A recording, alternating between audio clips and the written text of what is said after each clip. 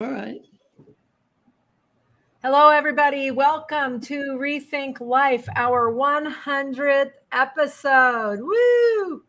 So, congratulations, Betty. We made Yeah. it to 100 episodes. And congratulations, Kim. That's You right.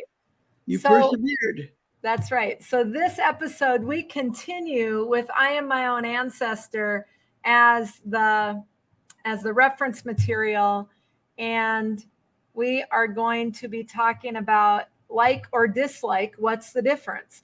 Because quite frankly, this is a lot when things go on and things show up in life and all of that. Either like it or you don't like it. You have this internal dialogue that's like, I like that, I don't like that, blah, blah, blah.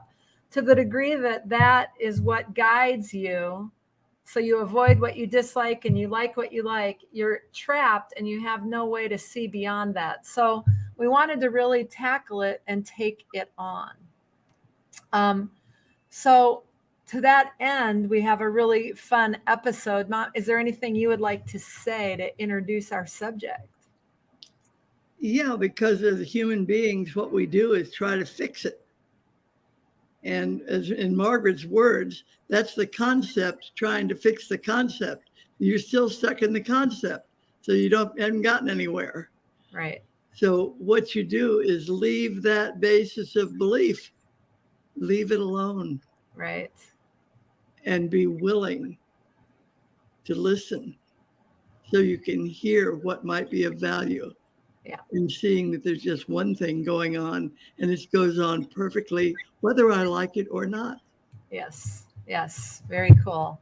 So I want to tell you a little bit about the Institute of Metaphysical Science sponsors this. So You're the free Institute for a while. The Institute of Metaphysical Science was established in 1959 as the Margaret Laird Foundation, researching, exploring, living, and teaching the science of being and the causal nature of consciousness. Website is scientificmetaphysics.org. If you like this conversation, we love the thumbs up or the heart, depending on what it is. And if you have any questions at all, please don't hesitate to add a comment. While we're live, those comments come right in. And we will take those up. So again, this episode, like or dislike, what's the difference? So let's jump right in. And I Am My Own Ancestor, which we are basing a lot of this on page 10, Margaret Laird wrote, when I see all human experience as mental stages in the realization of true being, I rest content. Okay.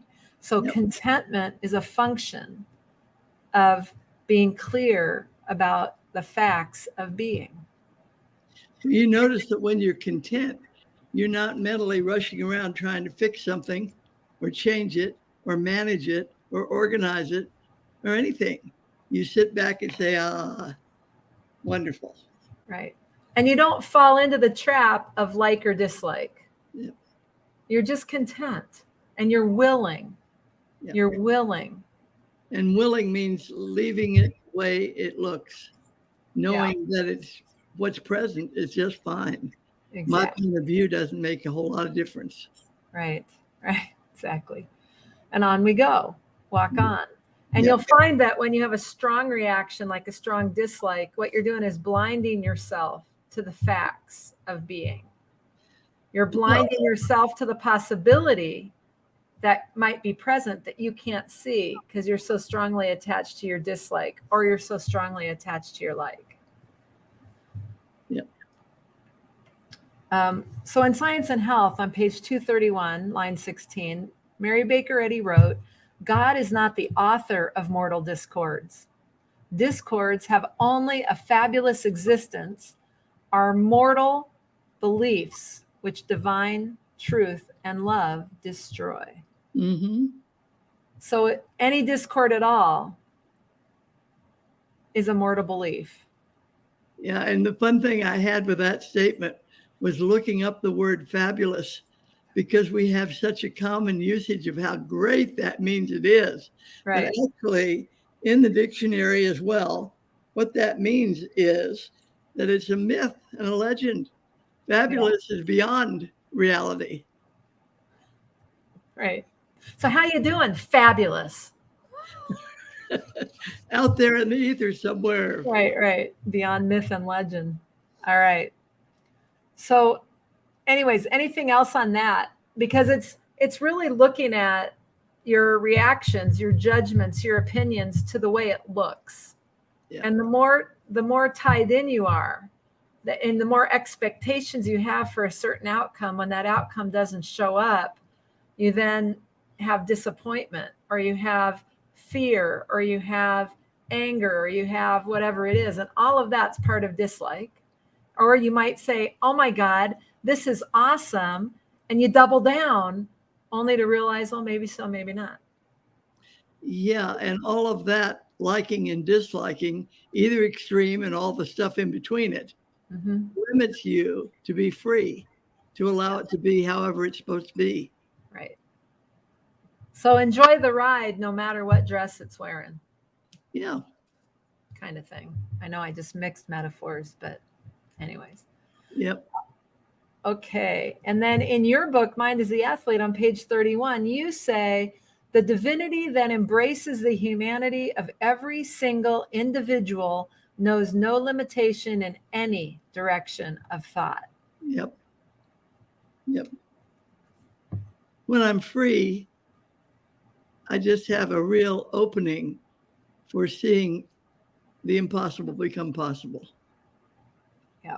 Because actually, if I generate the world I walk through, which I do, whether I like it or not, I do, and you can't fix anything you're making all the time, then you got to just honor the making and say, all is well. Yeah. And when you do that, you've dropped your resistance, and it's open to showing up differently if it needs to. Right. Now let's bring this right down to brass tacks, because there's also this whole thing about being a student, taking tests. Let's just bring this into an example that I'm sure all of us have been students at some point in time, and all of us have taken a test from time to time. And we may have a reaction to all of that. But anyway, so here's some quotes, and they're taken from I Am My Own Ancestor. Margaret Laird writes, in quotes, "You ask me, will spiritual psychology help the student disliking examinations and afraid of failure?" So if you get all knotted up when you're going to take an exam or take a test or whatever because of your fear of failure, or, oh my God, I just can't do this. Well, if the student uses, it will. It uses it, it will. Right? So if you're clear on science and you use it, you don't have to fall prey to that picture of just because you dislike it or you get anxious and all of that. You don't need to let that run you. Science. Be a victim of your own disposition. Right, exactly. Science, the longest stride of soul, is the discernment that identifies principle, the God idea, with and as every occurrence. And in this identification, principle becomes the law governing the occurrence of taking the examination, which in turn makes the concept called taking an examination. Yeah. So naturally, if the student identifies the examination as the occurrence, it is separated from principle, and any dislike and fear lie in that separation, as if there's anything that goes on outside of your being. And that's a myth. It's fabulous, but it's a myth. Which makes it fabulous. Right, exactly. See what I did there? All right. So, any rate, any questions, any comments, feel free to type those into the comment box. We're going to continue on. Anything else you want to say about that, Betty? Nope. Okay. That was great. Thank you. So, from I Am My Own Ancestor, again on page 10, Margaret Laird wrote, "The law of love is the law of spiritual evolution experienced as the human character redeemed." Mm-hmm. So say more about that. Well, love is the awareness that whatever is perfectly is. Mm-hmm. So if I'm living the law of love, I'm not busy trying to fix, change, or organize it.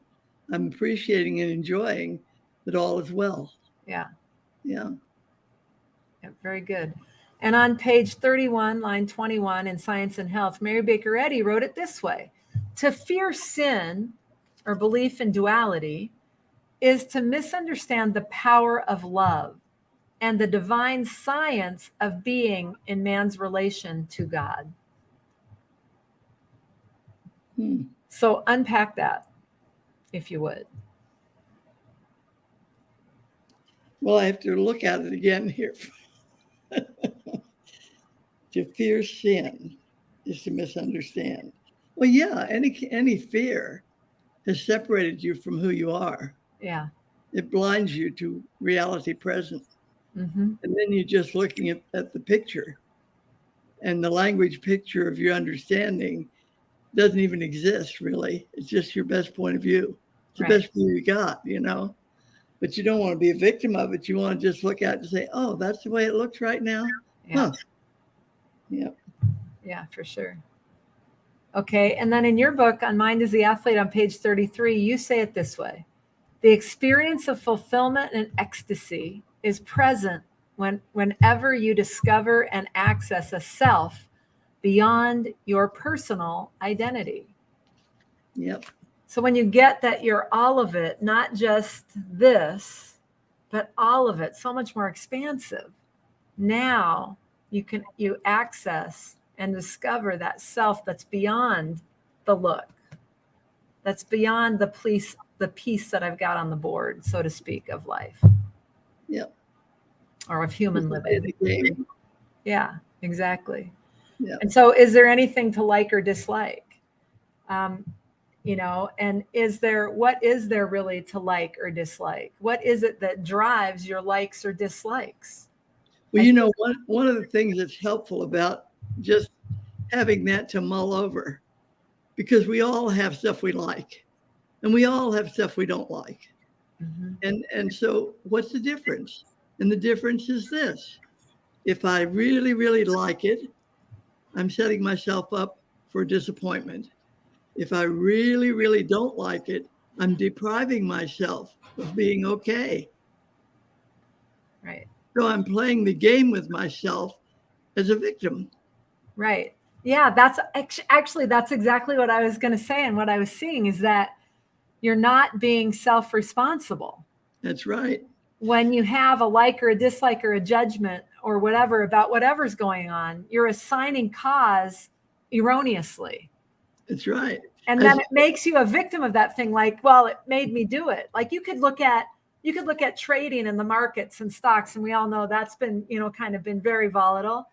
But it's like you either are responsible or you're like, well, the market made me feel that way. It dropped out and I lost, potentially, I lost a lot of money. And so it's the market's fault. No. The best trading game in the world the best traders in the world acknowledge anything could happen. Anything could happen. I have a probability or an edge that I take out a position. But the truth is, it could go either way. And when I know it's just a probability or an edge, I'm free. As soon as I make it about me or I make it about the market, I lose my sense of divinity functioning. Does that make sense? Did that communicate? Yeah. And I would add to that, what you're losing sight of here is that I am the world I walk through. Yeah. So if I'm being a victim, guess where the victim always ends up? The bottom of the pile. And I'm putting myself there, consenting to it. Right. By refusing to look at what is the fact. What is the spiritual fact present right now, looking just like this, looking like the market's falling apart and the newspapers are gloom days sayings and all that stuff. Right. I remember years ago when there was a big upset in the market and all the prices dropped out of the bottom of the market and all that. And Mrs. Laird actually said, oh, well, it can have a good time with itself if it wants to. Doesn't touch me at all. And it never did touch any of her investments, even on the human picture level. She did not have a ripple. Yeah. Yeah, it's So interesting. you manage the world you walk through because you are making it as you go. Yep. Yeah. There's one generative principle. It's divine being. And divine being is what's running the show all the time, whether I acknowledge it or not. Right. There's a divinity that shapes our ends. Pay attention. Right. And the thing that I see is that there's this, to the degree that you are a victim, to the degree that you're not being responsible and owning the divinity present that shapes your ends, to the degree that you are arrogant. Volunteering to be a victim. Yeah, I mean, and it's your unwillingness to allow things to unfold. And then you blind yourself to what might be possible, given whatever is unfolding is actually just information presenting itself. Yeah. Right. And then we get all attached and we're like, and all of that. To the degree that you allow yourself to become unhinged, or you allow yourself to like or dislike, and you let that run the show, then you don't have choice. Right. And in the paradox living of human belief systems, you always have as much good as bad and as much bad as good. It's just the language of wholeness in the picture. Yep. So if I really insist that my concept of bad is that, you can't say that's good, that's really bad, that's very bad, then I'm locked into the impossibility of seeing the other 50% of my wholeness is just fine. Right. Right. Yeah. All right.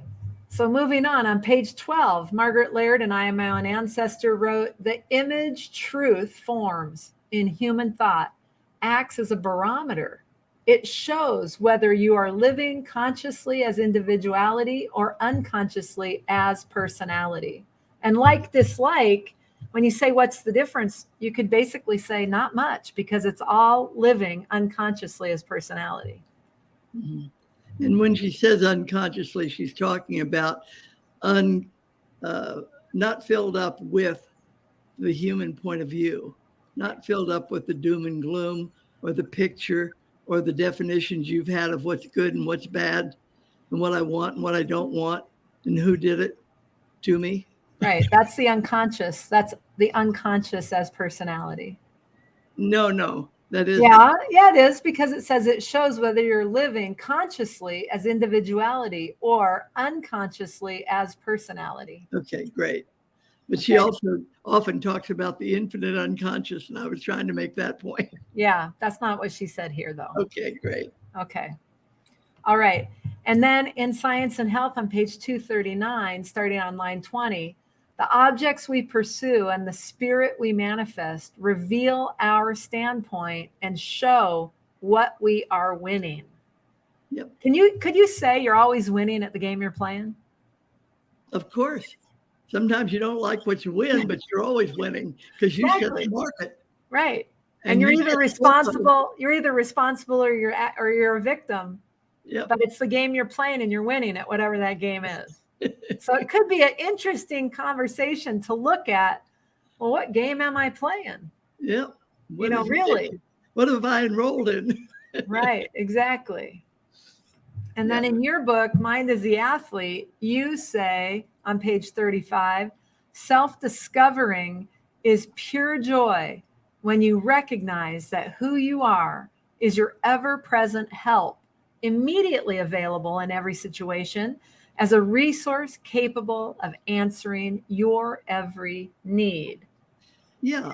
The thing that's wonderful about working with science, the science of being, is that you're never confronted with anything that you aren't up to handling it right away. So when things go from bad to worse, it means I've been ignoring it or unwilling to look. Because when I look with the facts in mind, instead of buying the fiction of the way it looks, but the fact that all is well, because there's just one presence, one power, whole, perfect, complete. When I live that, then I've taken myself out of the victim role, and I always have an answer to whatever's confronting me. Yep. The answer is always present with you every time. Right. Yep. Right. Okay. Now, I want to repeat, just for fun, the dictionary definition of fabulous, which is amazing, astonishing, and known only through myths and legends, i.e., not factual. Yep. So it's kind of an interesting way to look at fabulous. How are you? I am fabulous. Well, we made a play on it, but actually the dictionary, Mrs. Eddy using it in her book way back 100 and some years ago. It's interesting to know what it means in the dictionary. Right. Yeah. And then acknowledgement of the science or principle of one's existence acts as a law of fulfillment to individual experience. Yeah, read that again. Okay. So acknowledgement of the science or principle of one's existence acts as a law of fulfillment to individual experience. Do you want to say more about that? No, I just wanted you to say it again slowly. Yeah. Okay. And then you experience freedom and power in the ratio that you leave the historical basis of belief. And that's from your book, pages 34 and 35. Yep. So it's always in proportion as you see that fact that you have freedom. Yes. So anything else you want to say about the subject that we've got here in terms of our topic? Yeah, like or dislike. What's the difference? The difference is in how you're living yourself. And the difference is in your experience of the choice you make. And you always make the choice. Nobody forces it on you because there's nobody out there, even though you think there is. Right. Right. Yeah. Your decisions master you whichever direction they take. Exactly. Yeah. So being willing, I think there's a question about curiosity and willingness. Like curiosity about anything that's going on gives you an access to allowing your like or dislike alone. Well, it gives you an access to be an observer. Yeah. And to also recognize that without you observing it, it doesn't exist. Right. There you go. And you could look at like, what are all of the different possibilities? The thing that's interesting is we think that our perception is the right perception, or is the perception that, of course, if I have this perception, well, mom's going to see it this way. And the truth is each of us are alone in our own perception. Yeah. And understanding that and getting that, and you start getting curious about how other people see what they see, and you start to let yourself alone, whole new worlds of possibility might show up. Yeah, and the thing that it gives you is the universal access to possibilities that in your own human living you might never, ever see. Right. But they're all available to you if you become a listening for what's possible. Yep. Yeah, for sure. All right. Well, is there any questions? Anybody wants to post any comments? Anybody wants to post? Now would be the time to do it. And what is it that you'd like to say about, to wrap this up as well? I just think that you want to use those words like, dislike, love, hate, good, bad, all those extremes of each other, all of them. They are like red flags that say, pay attention. Pay attention. Am I going to honor that? Or am I going to see that there's no difference there? Right. And then just be myself and acknowledge that infinite good is what's present, regardless of how I see it, and allow that to run the show. Yeah. All right. Well, that is all we have today. We will be back with our 100th session today. 100th session. We'll be back with our 101st session next week. And then we're going to take the month of August, the rest of the month of August off. So we'll have one more session next week, and then we'll continue after Labor Day, and we're going to take a bit of a break. So we'll have 101 sessions. So if you haven't watched them all, you'll have plenty to catch up on in those weeks following next week. So next week we will be doing. Now, one of the things, we did get a comment from Kate May. Thank you. And thank you, Kate May. So we love knowing somebody's out there that says, hey, I was listening. How about that? I know, exactly. It's perfect. So thank you so much. And let's see. What did we do? Comments. So at any rate, ouch, I just kicked something under the table. All right. So anyways, so we will be back next week in our 101st episode before we take a break. So we got one more next Tuesday, 7 p.m. Central, 5 p.m. Pacific.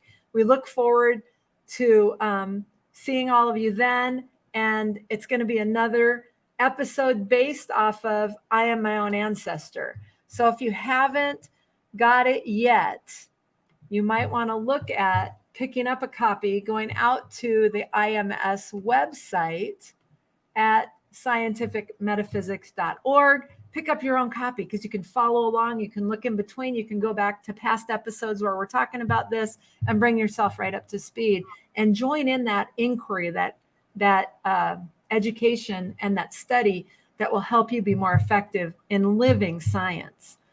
Because like I said years ago, I'm like, Mom, I got a great name for a new book. She said, what is it? And I said, The Discipline of Freedom. Mm. And the discipline of freedom, it's not like freedom just arises one day. There is a discipline in accessing and living free. So that's what we're exploring as well with all of this, right? And the answer to that discipline is the book we just finished last month. Government is self-government. Correct. So go back and look at all of those episodes. We have a dozen or more episodes just on government is self-government that we started earlier in the year. So anyways, with that, I say adios and have a great next week, and look at what you like and what you don't dislike and how much it runs the show, and then let it go and see what opens up. Okay? Challenge. See you next week.